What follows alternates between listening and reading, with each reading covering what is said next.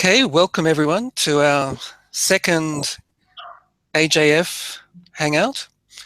Our first one occurred in East Asia, where we heard from representatives from China, South Korea, Japan, Taiwan, and had a strong sense that the growing contemporary jewelry scene there was something which they saw as being not just an imitation of what was happening elsewhere, but a development that needed to have its own identity and its own characteristics, and that as being an important challenge.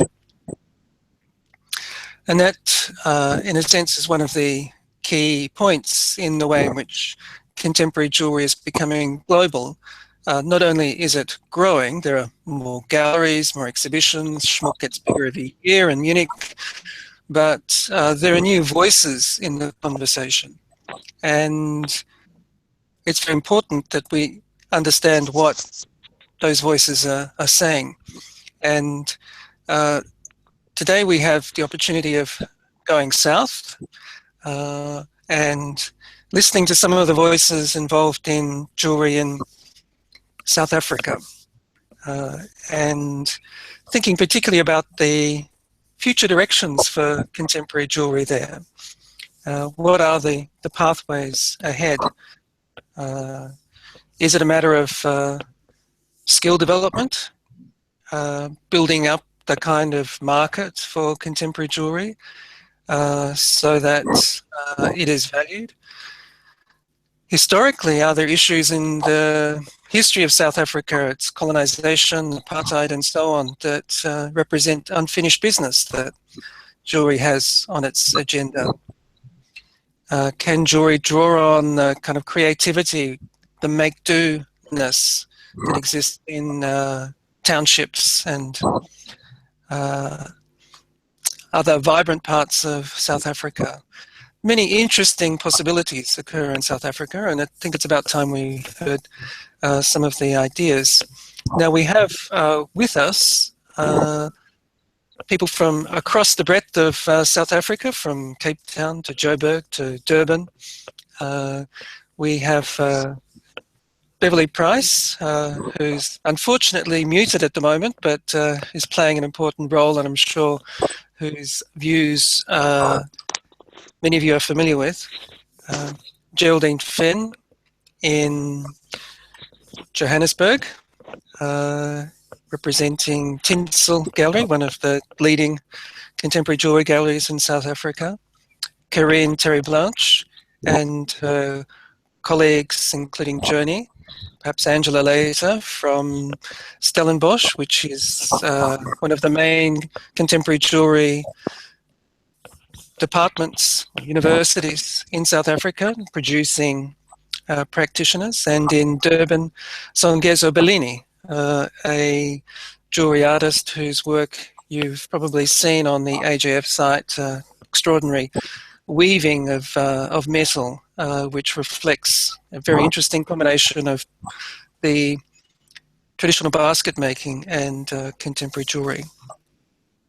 So let's hear from these people. First, if Geraldine, if you'd like to start up, if you could say something about yourself, where you are, and your thoughts about where you think contemporary jewelry is heading. Okay, great. Well, thanks for having me, first of all, Kevin. We have our gallery Tinsel. It's easy to say we're one of the leading ones because we're pretty much the only one in South Africa. And I think the challenge is, that's firstly one of the problems, is that there are very few people who are dedicated to showing contemporary jewelry. And the problem for us is that we are practitioners ourselves. So ideally, we want to be spending time at the bench making work, and spending any time away from that, working on the gallery, doing all the admin associated with that, can get frustrating sometimes, and we don't really have the wherewithal to employ people to take that role over. So that's our challenge at the moment. And also just getting people to come through and have a look at what we're doing, because we're in the fortunate position where we do have access to a great space that we're not paying for. It's a space that belongs to my mother-in-law, Liz Loebschip, who's also a jeweler. So that's kind of subsidized. and the gallery is not forced to make a lot of money from sales. So that does free us up to do shows that we know are not commercially very viable, but that show really great work. So we're happy that we're able to do that. It just can be a little bit soul destroying that we often don't get people coming through just to look at the work. So our main concern is not even selling work, it's getting people to know about contemporary jewelry, to see what's happening, to value the kind of work that we're doing. So I think, yeah, our biggest challenge in this country is finding collectors and nurturing collectors, people who see what we're doing and value it. So that's our kind of ongoing struggle to make it more visible as a part of art and design. So, you know, there are little pockets of things happening everywhere. In a way, sometimes because there's a lack of spaces for contemporary jewelry, it does open things up for people to show work in other more unusual places and to be more creative about how they do that, which is, I think, what Karine mentioned earlier. So we're just looking for people to do anything that they can, really, to get jewelry to be seen by more people. That's our main concern. And what do you think are the most effective strategies for that? Is it taking an exhibition overseas and it being seen to be noticed overseas? Is it developing events within Johannesburg or elsewhere in South Africa? What do you think is effective? I think it's all of that. We need to... we need to partner with as many people as possible. So we're part of a show happening now called Handmade Contemporary in Hyde Park in Johannesburg. Just getting work like that seen is, I think, the first step. And yeah, I mean, ultimately we would love to show work overseas. It has happened now and again. The Stellenbosch department was part of a great show that went to New York of student work a few years ago. So we need more things like that to be happening. I think there would be a lot of interest in the work that we do from practitioners and gallerists in Europe and America. It's quite difficult for us to organize those things. And, our Department of Trade and Industry is quite involved with sending people overseas to trade shows. So you can get funding from them to go and show your work overseas. But those shows are often not really designed for real contemporary jewelry. They're much more commercially motivated. The DTI is interested in getting South African produced goods exported to markets overseas. So it's not always the right kind of environment for people who are doing really sort of one-of-a-kind art jewelry. So we really need to actually foster relationships with galleries similar to ours overseas and see if we can make things like that happen. Our problem is for us to travel is very expensive. So even sort of finding a place to start is quite an uphill struggle for us. But yeah, we would love to do that in the future. Right. Well, certainly your dedication with Tinsel Gallery seems to be something which is a sign of great hope. If others could show that kind of dedication, then it would be very positive. Okay, let's move to Cape Town now, where I believe it's around 19 degrees, or getting up to 19, although still very early in the morning. We've got Karine, Joni, and now we're joined by Angela. Is that right? I'm going from right to left. So welcome. Tell us about what happens at Stellenbosch. We are the creative jewelry and metal design division, which is situated in the visual arts department at the University of Stellenbosch. And this division has existed for the last 49 years. The department is slightly older, 52 years. It started off on the Bauhaus tradition and was pioneered by German lecturers on that tradition. So yes, what did you ever say? I think we are probably one of the only design institutions that really practice contemporary jewelry. I think the other institutions that make jewelry in South Africa are more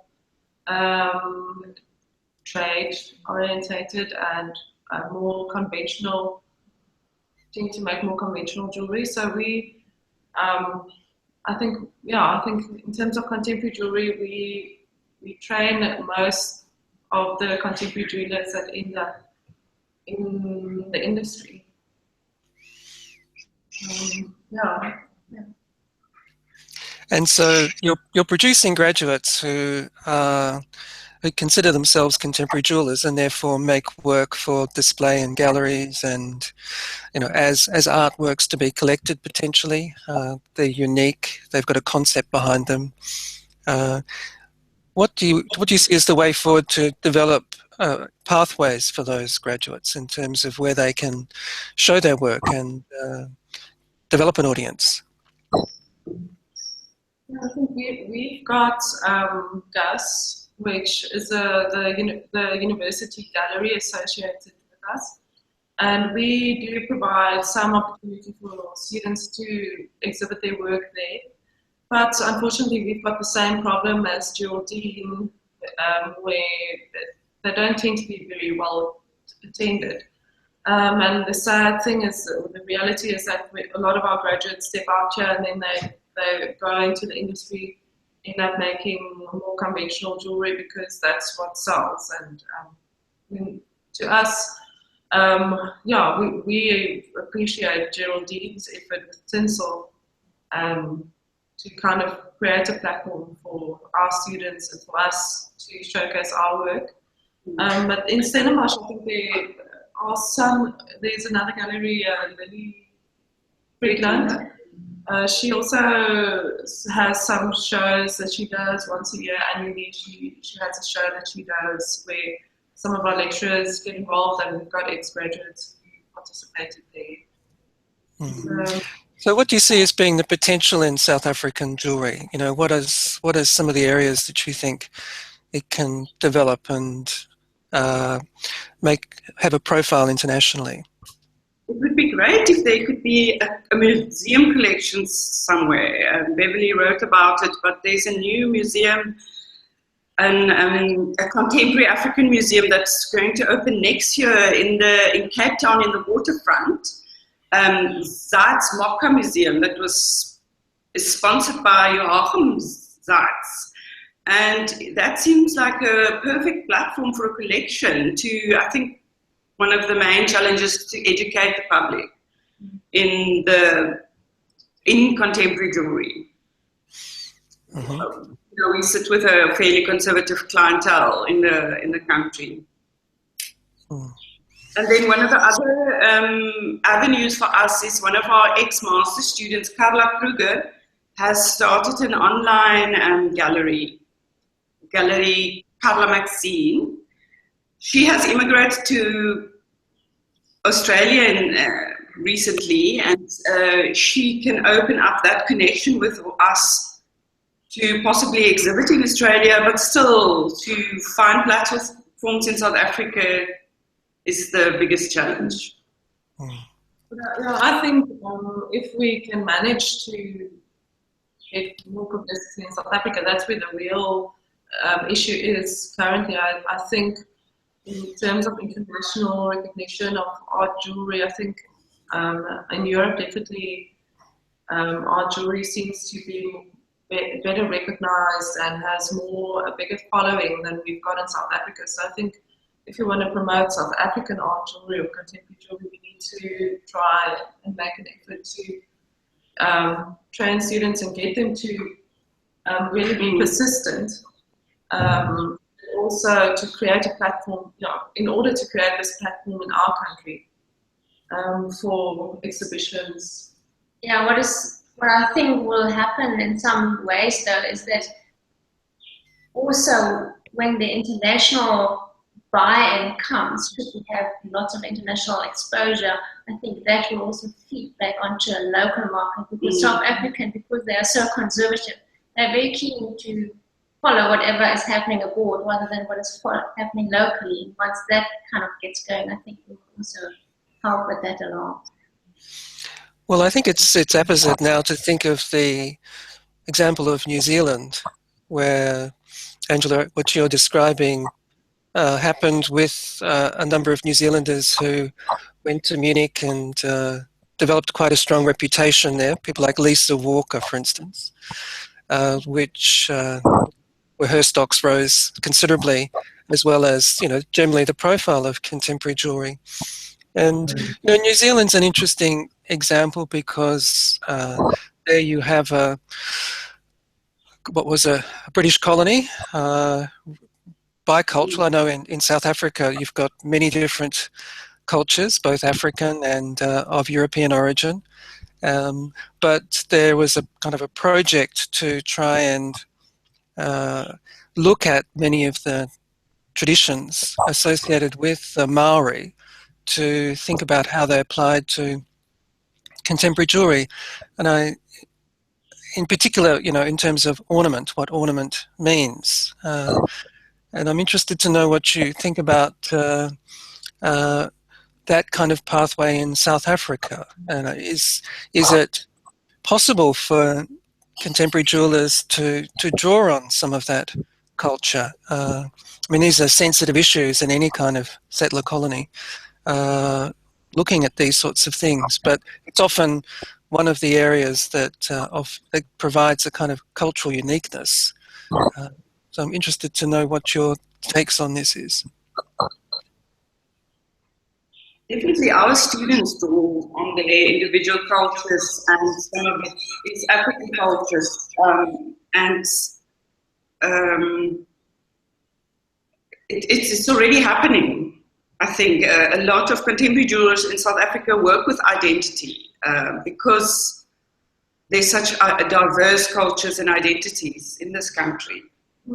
I think, I think we've got a very rich cultural background to feed from, and in the case of art, and naturally when someone makes art, it tends to feed from personal background and reference, and that, I think, is a process of making meaningful art and informed art. And I think in that way, most of the jewelry all the jewelry that contemporary jewelry or art jewelry that we produce will feed from the author's identity and cultural background, which makes meaningful and interesting art.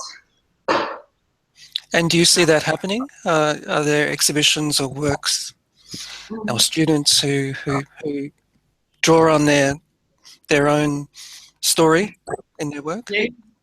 Yeah, and we encourage that. I think that's also, I think in terms of making art and research, I think that's a safe space to go to when you want to make meaningful art, is to look at your personal.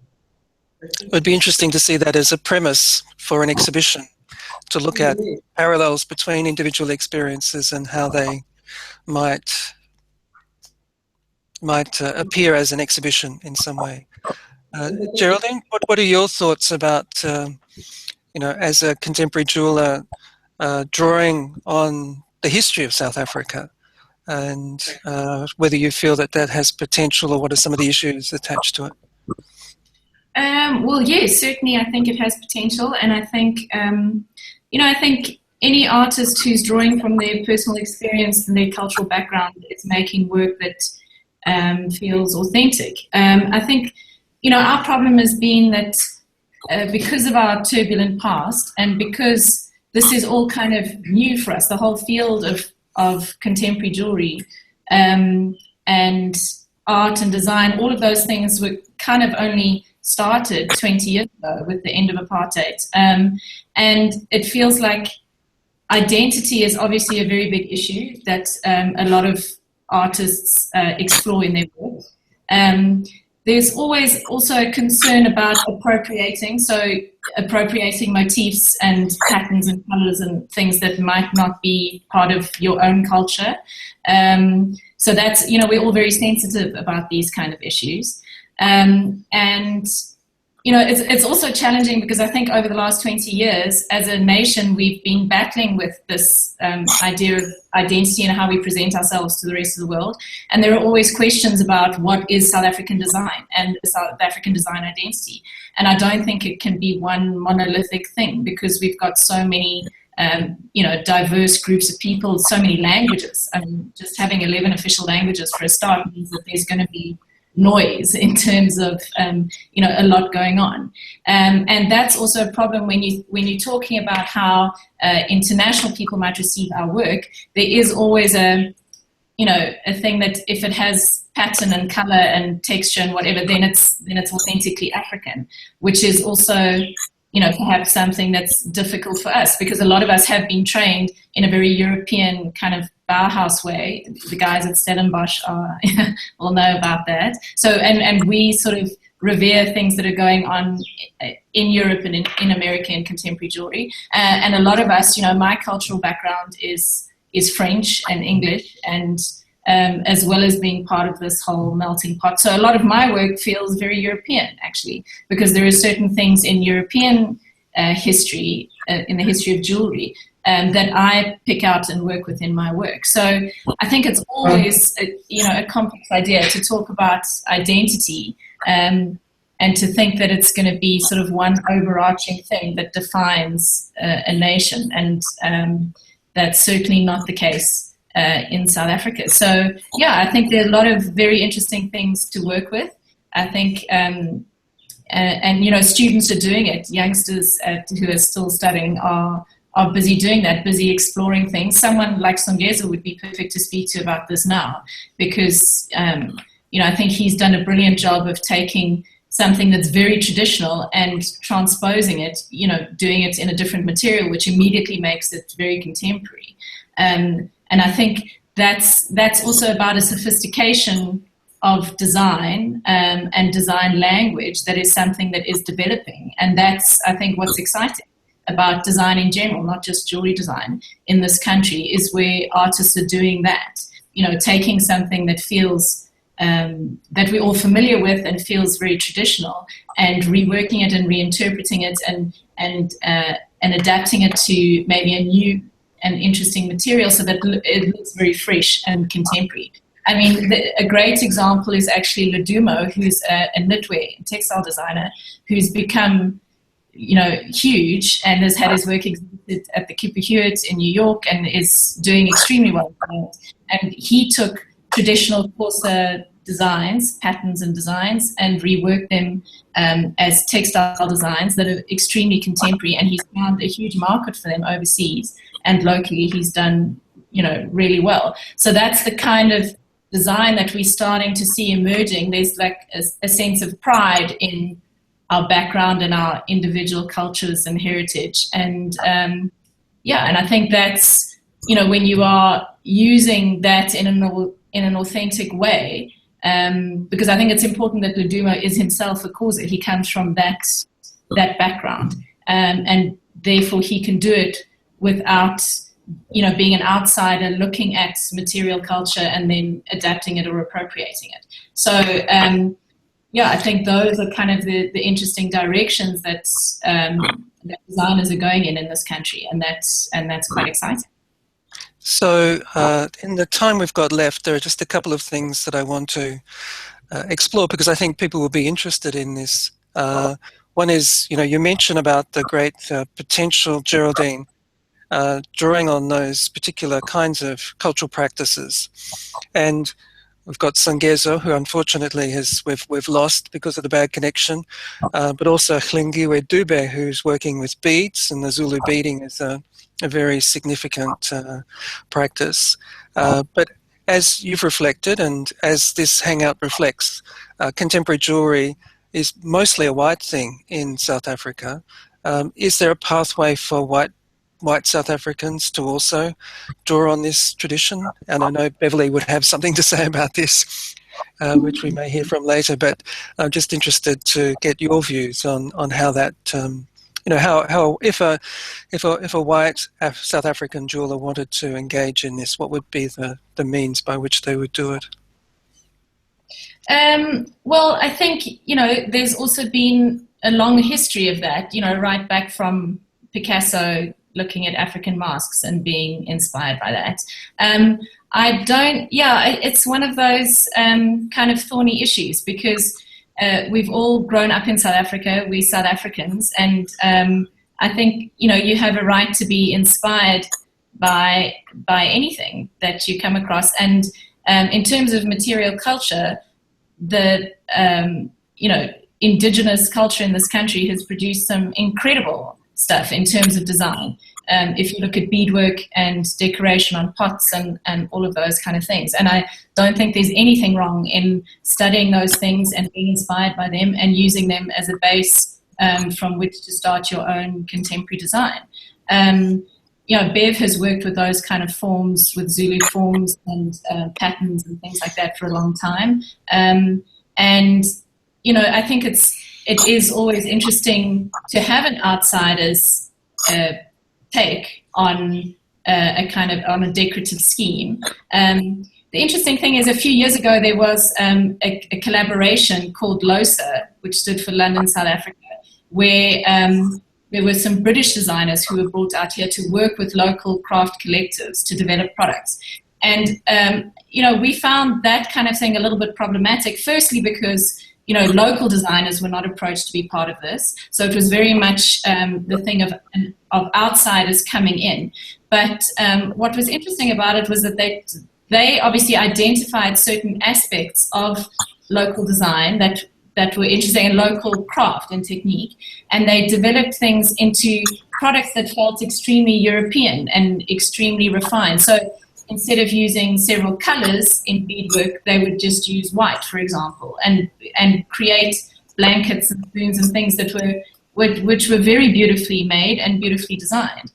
So it was interesting to have an outsider's view on a technique or a design or a pattern scheme that is very local. If people have been working with the same things for so long, they often can't have a fresh approach themselves. So I think it is interesting to come with an outsider's view onto something that has existed for a while. I think the problem here is also that, what was very obvious with that collection in particular is that all the British designers were obviously named, whereas all the people who actually did the work were craft collectives. So they were kind of anonymous. So, in these craft collectives, there are sort of 20 women doing the labor.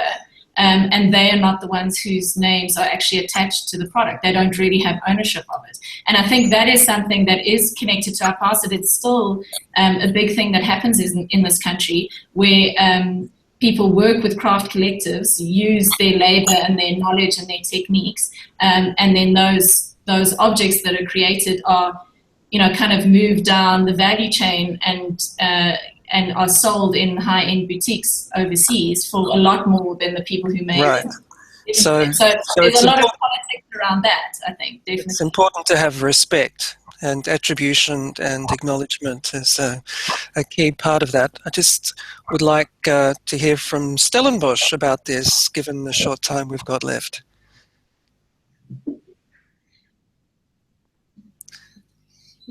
Well, I think that's definitely problematic, what Geraldine mentioned, and that's a form of exploitation. And I think it's difficult for white South Africans to really comment on Black South African traditions, and it's a very sensitive thing. It's difficult to do it in a sensitive way. But I think at the moment, white South African identity is also a form of an interest, because it's also definitely at the moment kind of under attack or in flux. I think at the moment, whichever cultural background you choose to use as to inform your practice, I think there's definitely a lot to work with, whether it's traditional Black South African techniques, whether it's Afrikaner identity, whether it's colonial, post-colonial identity. I think all of those different forms, identity, backgrounds, makes for informed art. And I think that's, at the moment, I think everyone's kind of drawing back to their roots and looking at. So what, Joni, what do you think when you say white identity is in flux? What are you referring to?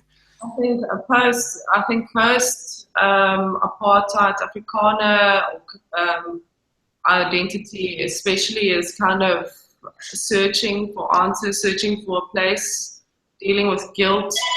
I think that's what I mean is we also have to reflect back and look at our part in this country, the role that we played, and I think that's also informing some of the art that we're making.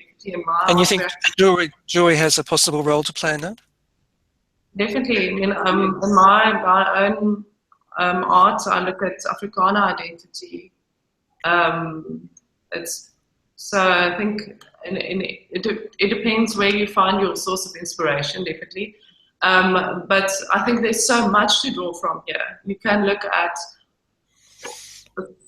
such a wide variety and diversity of things, of inspiration in our country. We've got so much to offer. It would be good to explore this further, but I believe we've got Beverly on the line. Yes. Is that true? Let's try, Beverly. I'll put you close to the computer. This is make do, is it? Hello? Yes, I just want to see if I can put you louder. Can you hear her?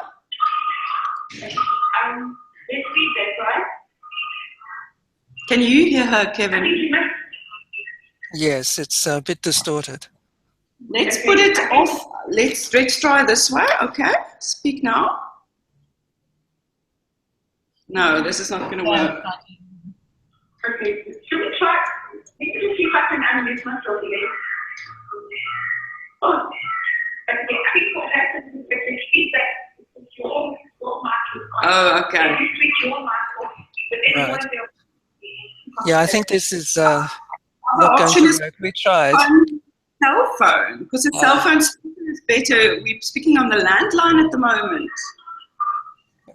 Can I just say that you've all contributed in the lead up to this some very interesting thoughts and ideas in a document, and with your permission we can format that and share that. I think we'll cover some of the other perspectives that may have been missing. But in the final minutes, I've got one question that has really sat with me, hearing about the issue of contemporary jewelry in South Africa. As a country which, like Australia, where I am, is very distant from the perceived centres of contemporary jewelry, there is no real established collector's market for it yet. It's not something which is recognised within the country to the same degree as other creative practices. It's facing a whole range of issues.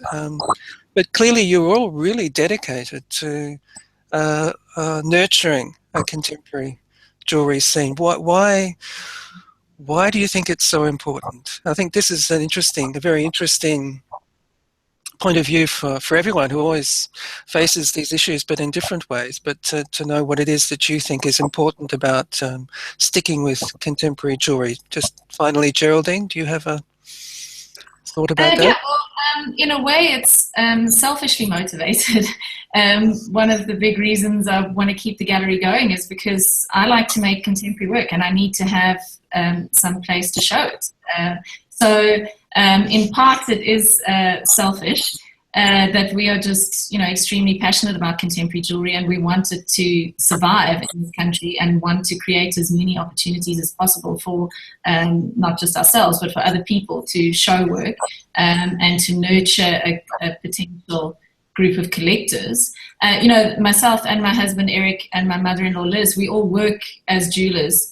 So we do a lot of client work, a lot of commissions, a lot of engagement rings. And hopefully, through that, we build up people who are fans of our work, and we can get to do less commercial stuff on the side as well. So yeah, it frustrates me that there are, amazing, enthusiastic, passionate students who come out of departments like Stellenbosch, and who are filled with great ideas and enthusiasm, and often that kind of gets sort of shipwrecked on the rocks of just realizing that there is not much of a space for contemporary jewelry, and you cannot earn a living doing contemporary jewelry alone. And that's just the reality here.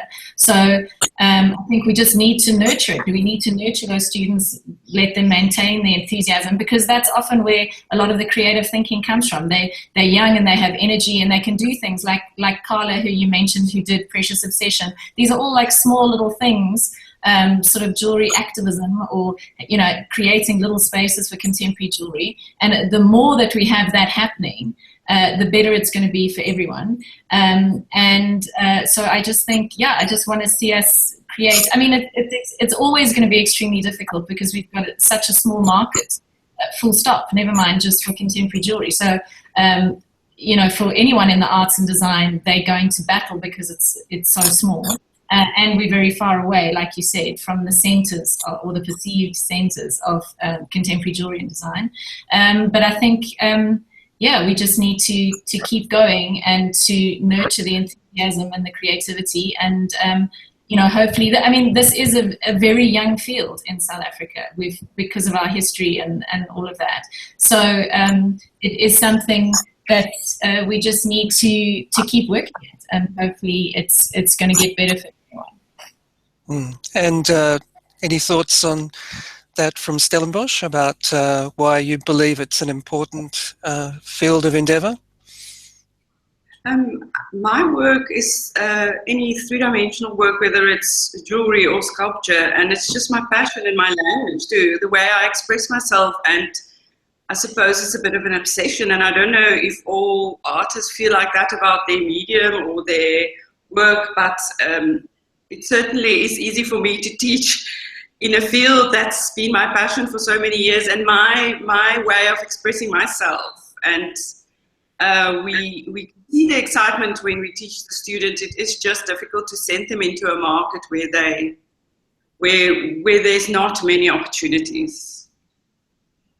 Yeah, I think it's the same for me. It's definitely, I just want to divorce myself from what I do, from who I am, and it's really a labour of love keeping this all learning somehow. I think the importance of contemporary jewelry and why we should keep on practicing it is to push the boundaries of design and to keep on testing and making new things. Maybe it's not conventional, but that's to try and push the boundaries of what is conventional and to come up with new ideas, even if some of it can get filtered down into more conventional forms. I think it just helps for better design. Yeah, to me, I sometimes wish the boundary, even if it's sometimes a fine line, but between fine arts and contemporary jewelry could blur even more. That people could just see and experience contemporary jewelry as contemporary art. I know everyone is trying, but in a country like South Africa, where there's only one institution really supporting the teaching of contemporary conceptual jewelry and only one gallery supporting work and showing contemporary jewelry, yes, it would be great if the fine art spaces could open up more.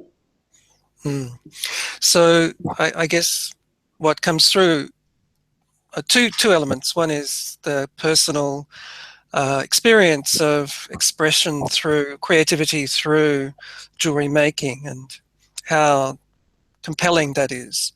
And the other being the desire to make a difference, to make an original contribution, to be creative generally. And so these seem to be very powerful, driving and optimistic forces. And hopefully AJF as a network through the Ambassador Program provides a forum for some of these ideas, as well as clearly all the initiatives that are happening within South Africa, but a sense of another forum where these experiences can be shared with other people. So thank you so much for your time this morning in contributing to our series of Hangouts. And thanks certainly, Beverly, for your silent presence, in the sense as the ambassador. It was your idea that helped this this happen. And thanks very much to Geraldine, Corinne, Joni and Angela for being with us. And let's see where things will be in the future.